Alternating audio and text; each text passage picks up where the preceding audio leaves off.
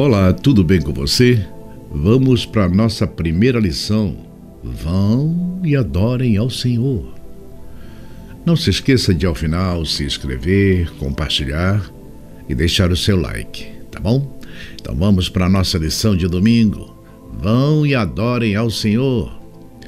Na noite da Páscoa, o juízo divino alcançou os que não estavam cobertos pelo sangue. Ninguém escapou, independentemente de posição, educação, condição social ou sexo. A punição atingiu todas as famílias, do faraó aos escravos e até mesmo os primogênitos dos animais. O orgulho do Egito estava no pó. Leia Êxodo 12, 31 a 36. Que pedido estranho o faraó fez e por que, mesmo dando permissão para que todos saíssem? Então o título da lição: Vão e adorem ao Senhor. Duas coisas importantes nesse momento da história. A última das pragas deixou de fato o Egito numa situação bastante complexa, a ponto de todos no Egito suplicarem ao faraó que libertasse o povo de Israel. O próprio faraó se rende a essa questão e percebe que não há como se interpor a Deus. E agora parece que a situação fica mais interessante. Ele envia o povo para adorar, mas com um pedido: que o povo interceda por ele. Talvez você fique pensando, mas então quer dizer que o faraó aceitou o Deus de Israel? Obviamente que não. Sim, ele reconhece o poder de Deus, ele reconhece que não dá para enfrentá-lo. Até pede que o povo de Israel suplique para que Deus o abençoe e o Egito e que toda essa situação de sofrimento termine. Mas isso não é movido por um coração arrependido, não. Isso é um coração que tem remorso daquilo que fez, ou seja, o faraó estava preocupado com as consequências do seu erro e não com o erro em si. Portanto, a primeira grande lição desse episódio, desse momento específico em que Faraó liberta o povo para adorar a Deus, é entender que sem um arrependimento genuíno não há possibilidade de transformação do coração. O Faraó tinha avançado muito longe na direção do pecado e já não havia mais a possibilidade de volta. Ele teve muitas oportunidades. Dado a esta condição, esta situação nova que se esperava, é que pelo menos o faraó tivesse aprendido a lição. Mas a gente percebe, pela sequência da história, que não foi bem assim. Israel, de fato, saiu do Egito.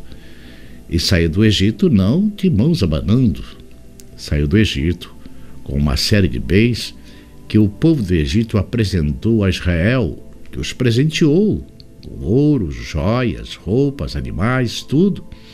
Ao fazer isso, Deus recupera parte daquilo que Israel perdeu no seu tempo de escravidão.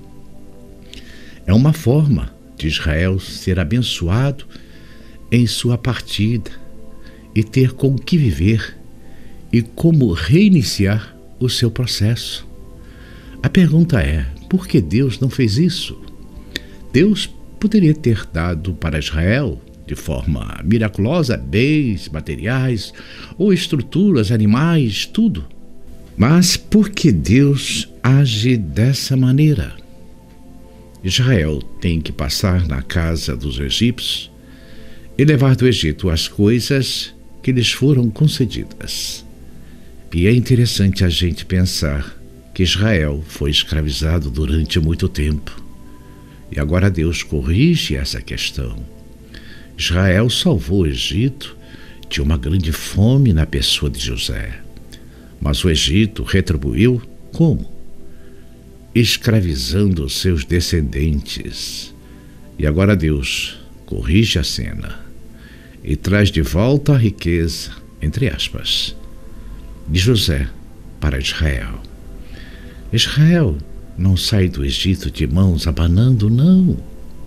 Ele saiu com tudo que Deus permitiu e quis. Mas tem uma segunda questão, que é o faraó.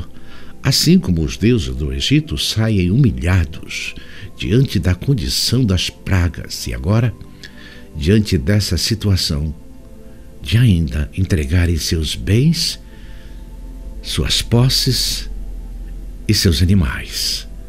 Essa humilhação atinge o limite máximo dentro desse contexto.